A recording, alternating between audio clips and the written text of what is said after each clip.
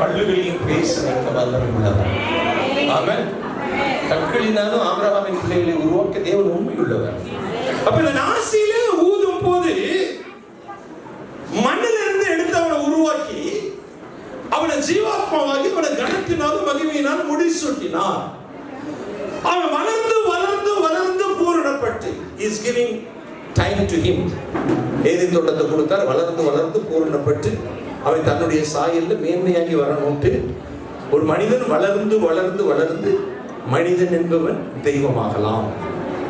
மனிதன் என்பவன் தெய்வமாகலாம் சொல்லும்போது you don't take the authority from the God.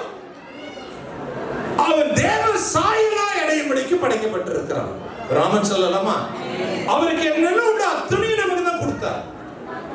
ஆனா எல்லோரும் ரோமர்ல வசனம் ரொம்ப 5வது அதிகாரம் ரொம்ப அருமையா சொல்றது. வேர்ட்ஸ்க்குள்ள போக டைம் இல்ல. எல்லோரும் பாவம் செய்து தேவ மகிமையற்றவர்களாகி அந்த மகிமையை இழந்துட்டோம்.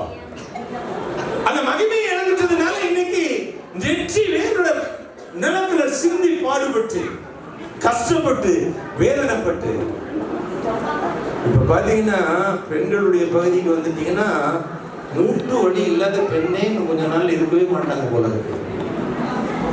அதே மாதிரி ஆண்கள் பகுதி வந்துட்டீங்கன்னா இடுப்பு வலி இல்லாத ஆணை இருக்க மாட்டாங்க போல இருக்கு. ஏன்னா இவன் நடக்கிறது எல்லாம் பாருங்க. எல்லாமே இப்ப விஷயத்துக்கு வந்துச்சு.